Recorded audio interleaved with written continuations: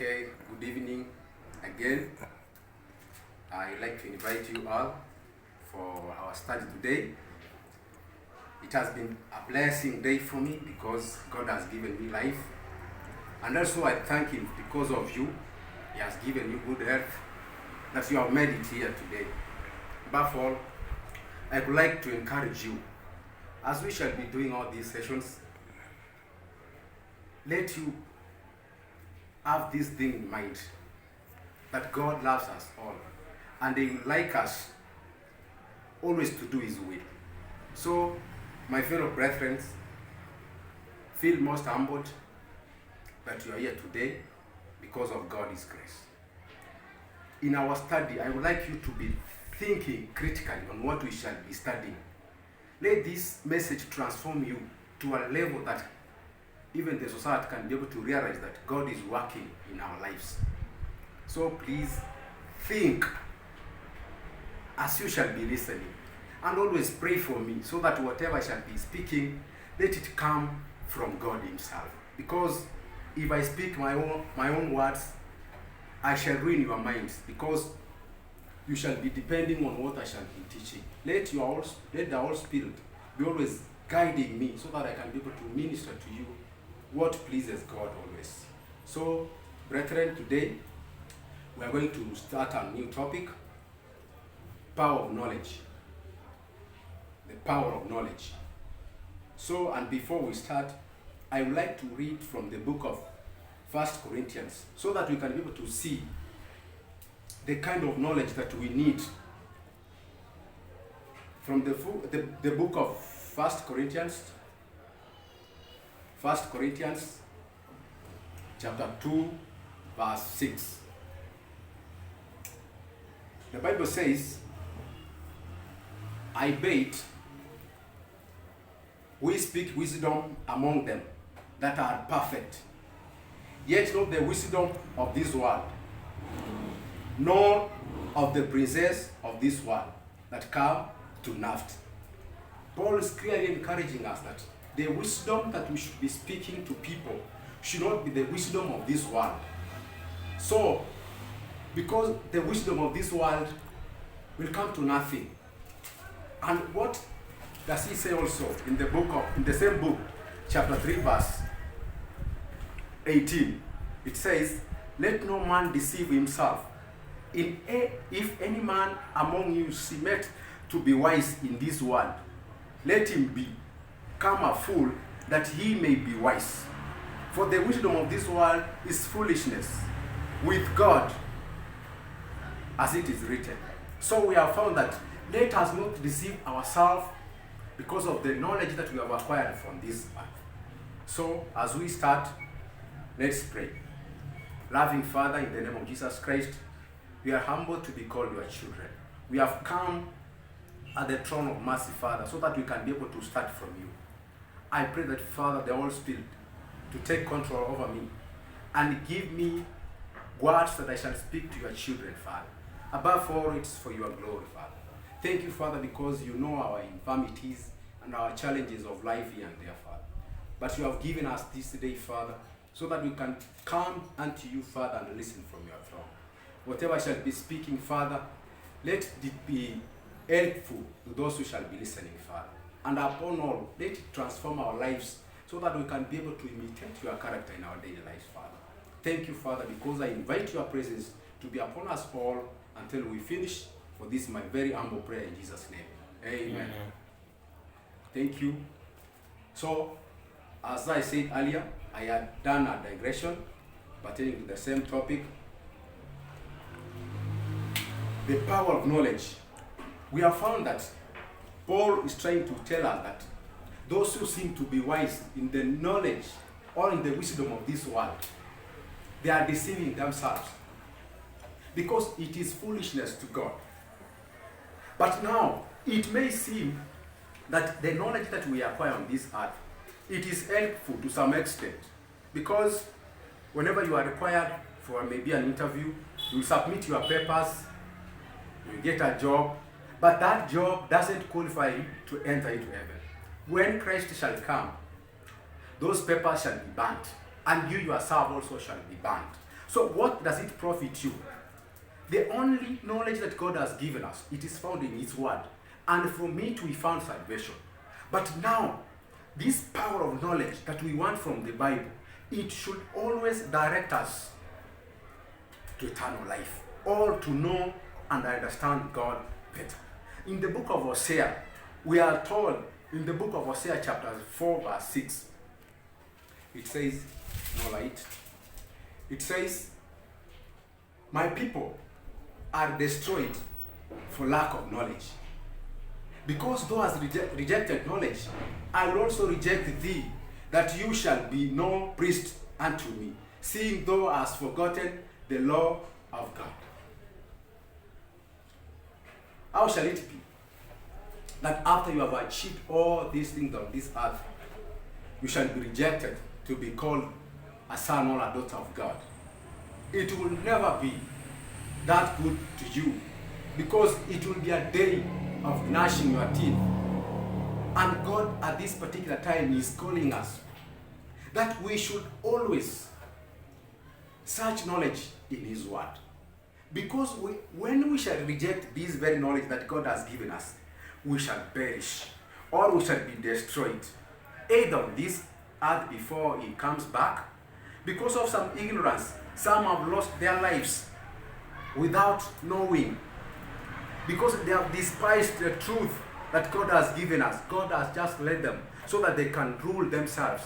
And at the end of the day, we find that we have lost our lives, or we have lost our friends, or we have lost our parents in such conditions. But when we walk in truth, in the knowledge that God has established in His Word, it becomes beneficial to our lives. Though you may sleep, but you sleep in the knowledge of God. So my fellow brethren, how is it that a servant of God should be able to be transformed, should be able to study the Word of God and understand it fully? So when you understand it, it can be able to build you to a level that you can be able to discern the knowledge of this world, or the wisdom of this world, and the wisdom that God wants us to have. But for your benefit, because we have seen, I've said before, that the knowledge or the wisdom of this earth, it becomes beneficial whenever you are required to experience it, or whenever you are required for the service. Also, when we have the knowledge of God, whenever it is required, we shall apply it, and it will act as a benefit unto our lives. Brethren, the knowledge that you have can save soul for eternal life. As the wisdom of this earth can also be able to secure you a job, so that you can just have this temporal thing. But we should have that wisdom which shall add unto us eternal things.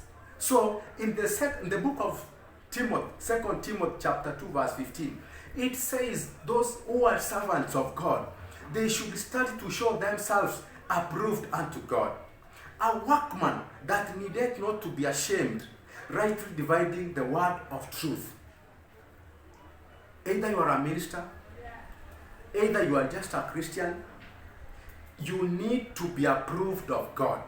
And what approves you is the Word of God.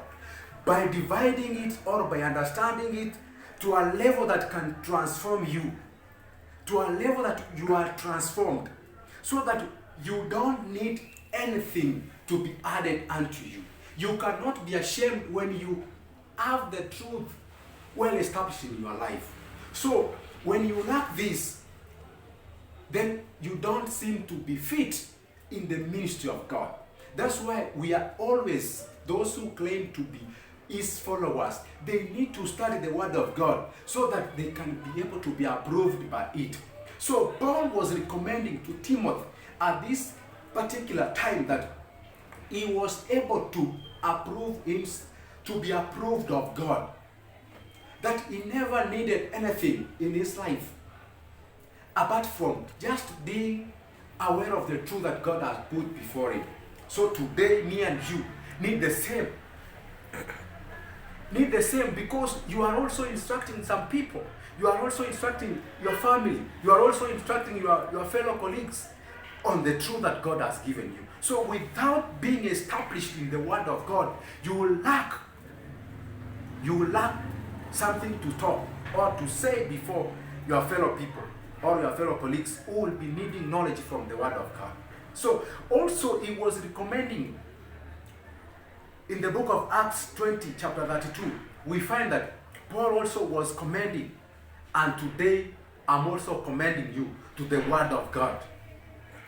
Paul was commending, he says that, I command you to God and to the Word of God, or the Word of His grace, which is able to build you up and give you an inheritance among all which are sanctified.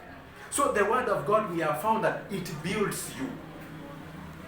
And it gives you an inheritance among where you stay. So my question comes to you. The Word of God, which builds us, has it done something unto your life? Are you in the same state since you believed?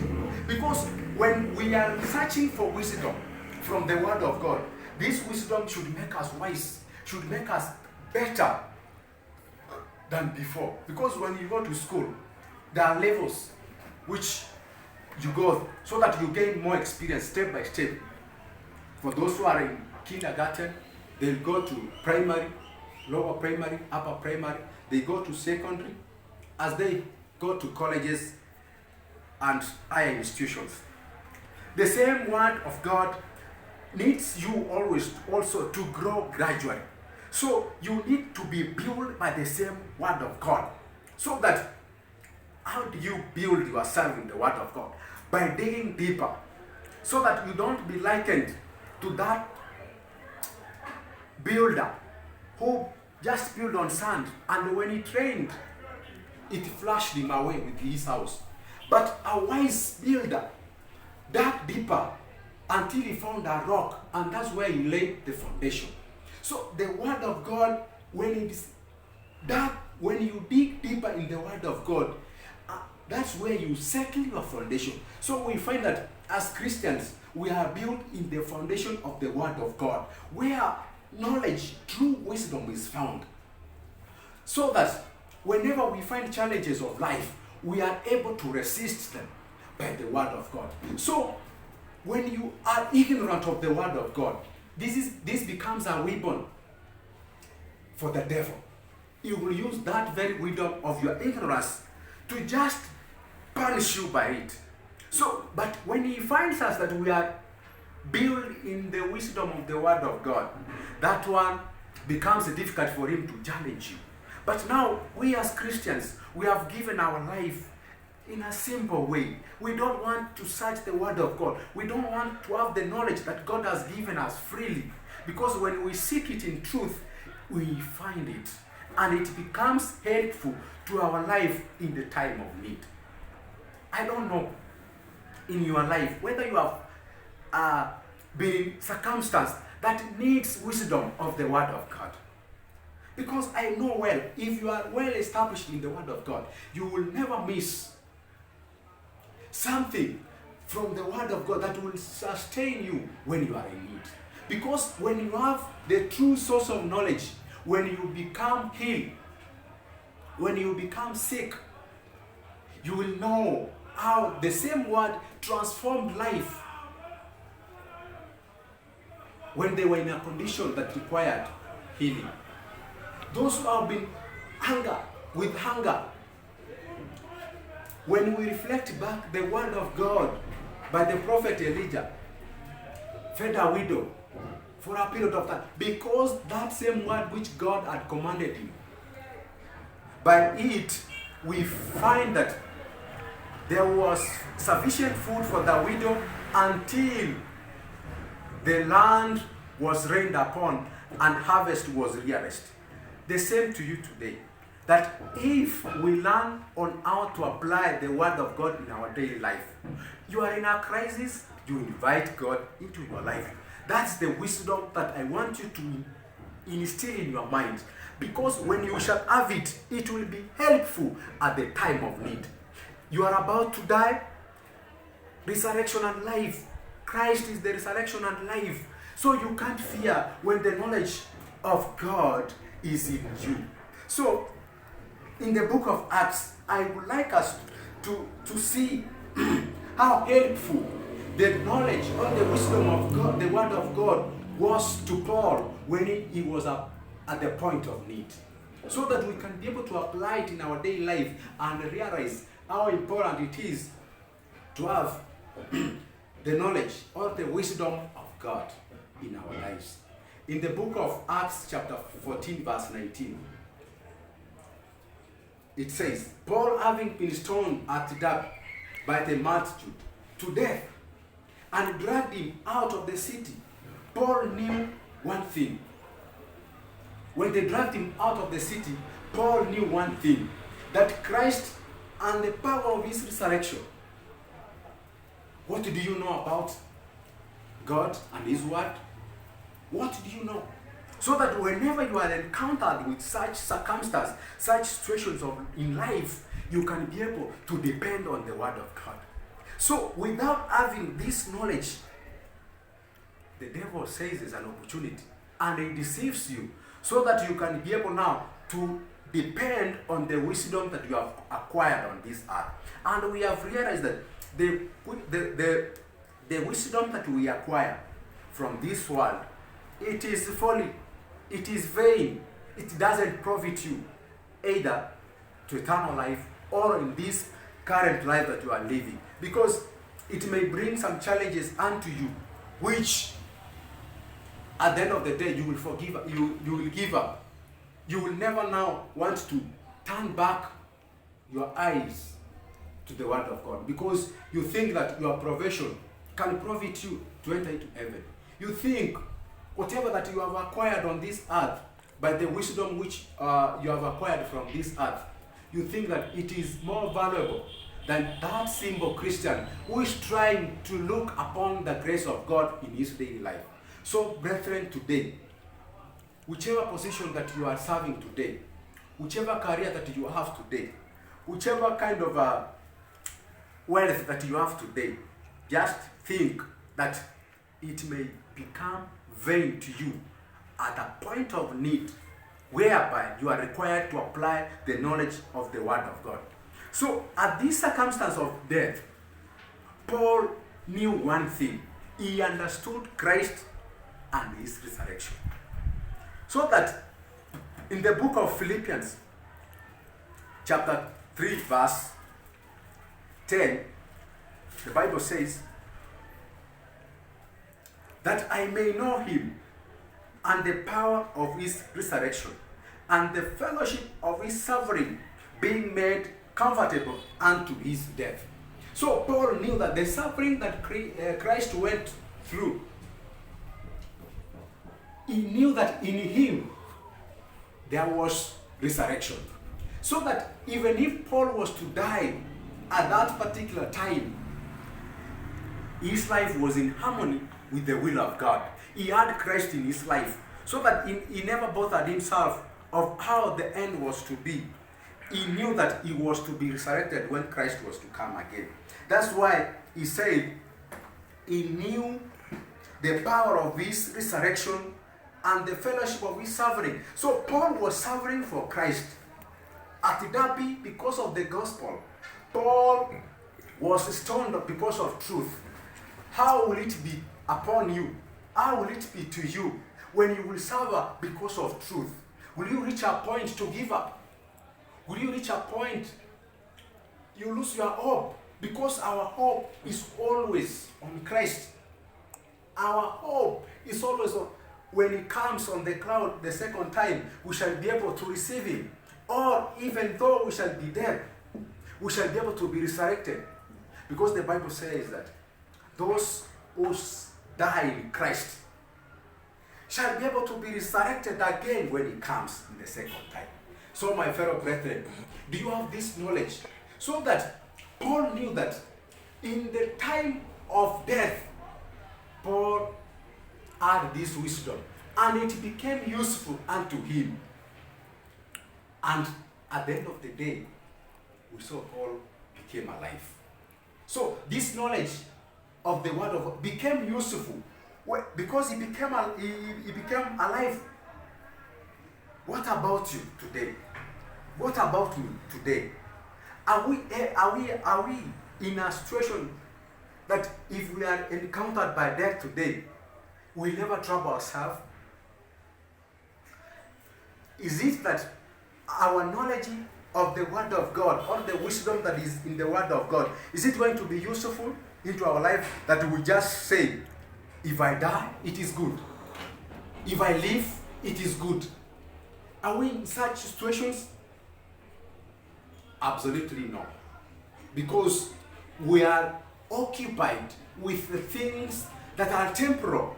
We have forgotten that God has given His grace to teach us on how to live on our daily life. Let us go to the book of the same Philippians, chapter 1, verse 20, so that we can be able to see how that knowledge was useful to Paul.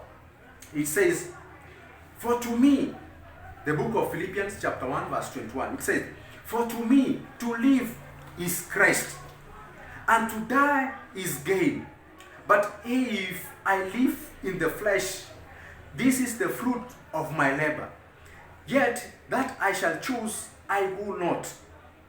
For I am in a strait between two, having a desire to depart and to be with Christ, which is far better. Nevertheless, to abide in the flesh is more needful for you. So when Paul was in this state of death, convicted by the same Spirit, he desired to die, which was more better, because he was to die in Christ to await for his second resurrection.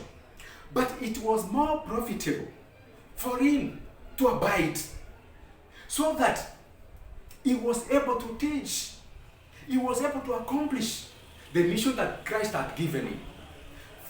A question to you and me today: if you die today, what shall you say? Shall you say like Paul, that Lord, spare my life because I have a lot to do with my with your ministry? Or you shall say, are you able to say also that if I die, God, because you have permitted it, it is good because I will sleep in you, I will die in you? Most of us, if we hear death is coming today, we'll beg for more time.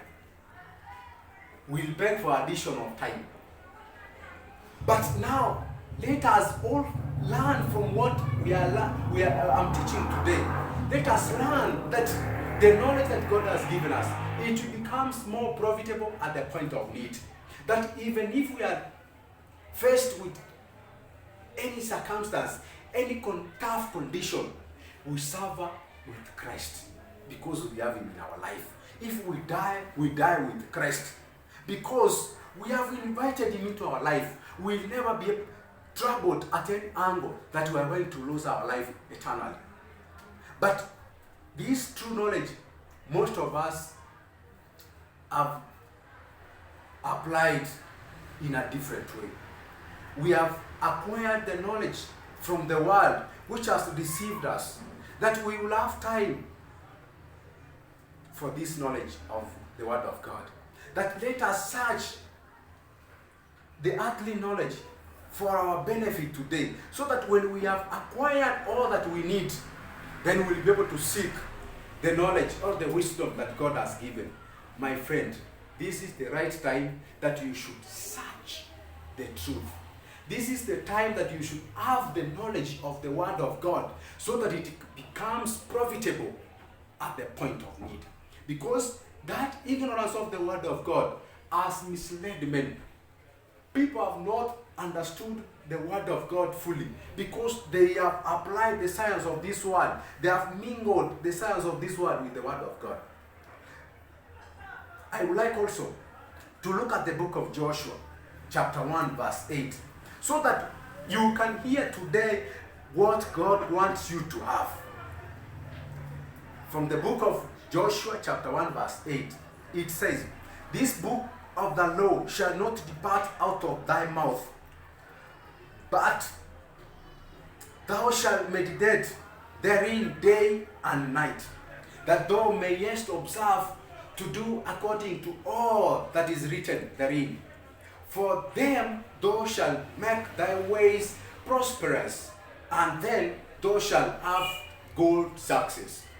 It is clear from the word of God that after Moses had died, God was recommending to Joshua, because he was an assistant leader to Moses, that now time has come to take charge of what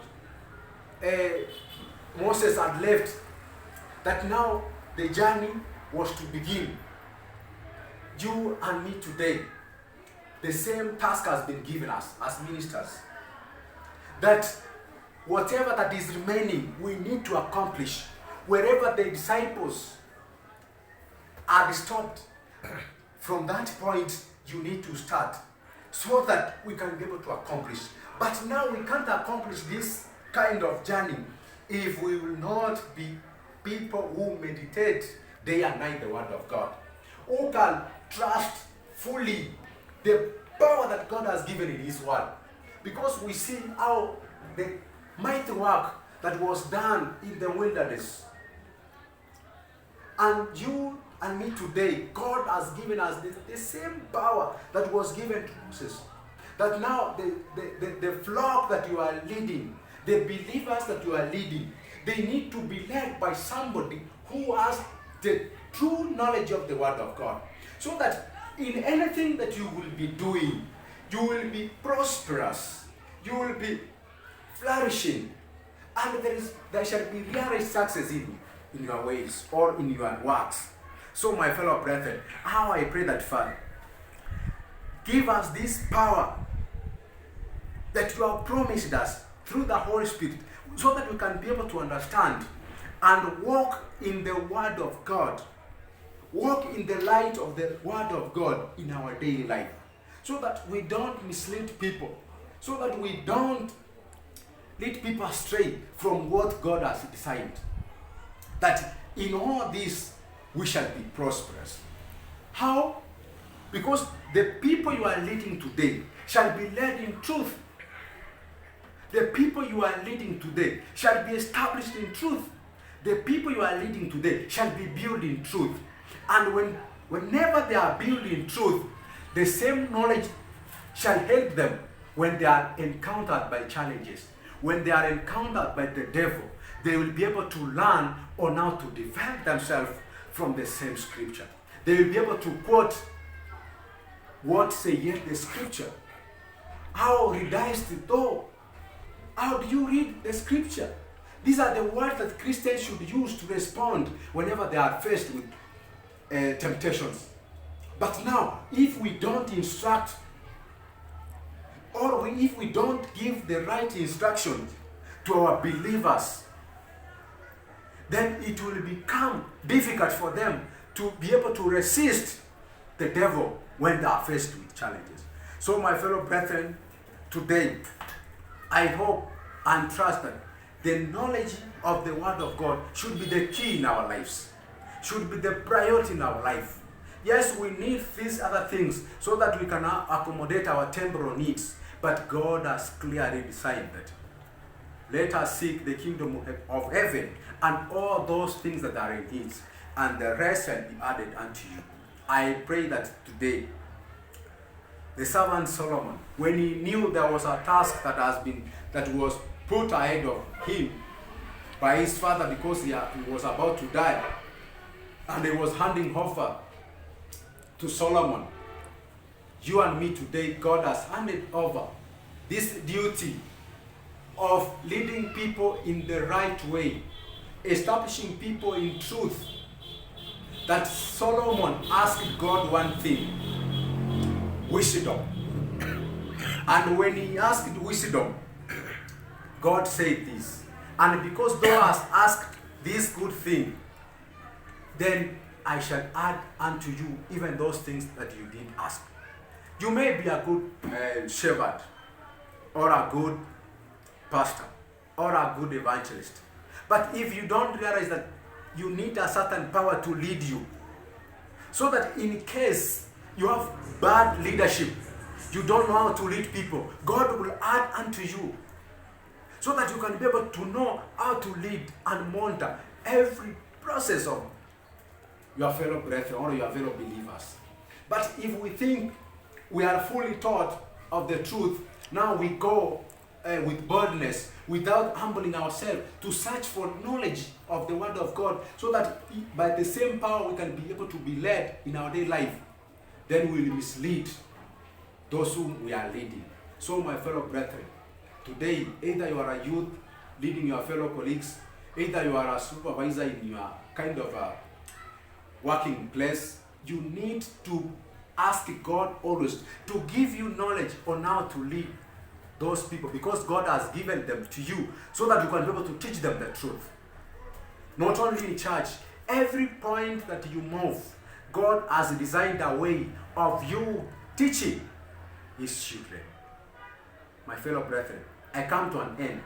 I like to encourage you that if we source the wisdom of the Word of God, it becomes helpful at our point of need. The devil will never have that opportunity, so that he can be able to deceive us and entice us, so that we can walk on his way.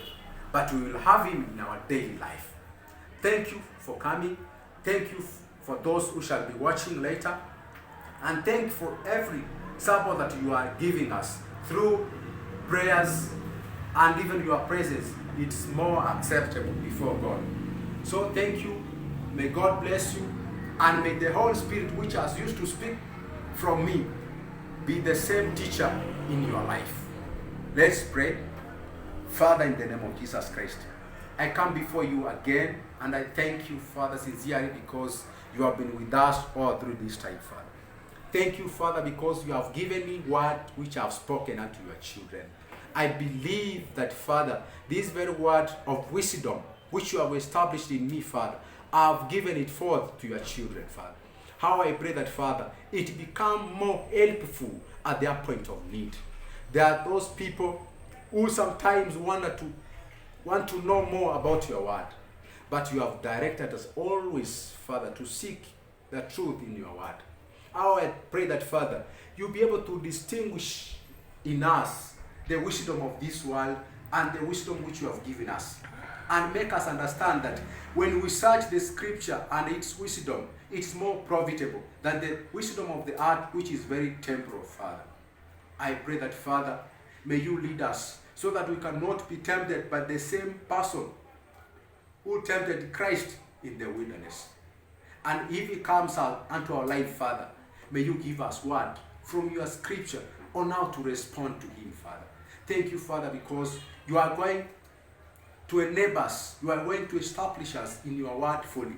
And as we surrender our life today unto you, may you transform our lives. May you make us vessels which are searching your truth always, so that when you come for the second time, you will find us ready and ripe for the harvest. And also, Father, if we die today, we'll have that trust that you are the resurrection and life.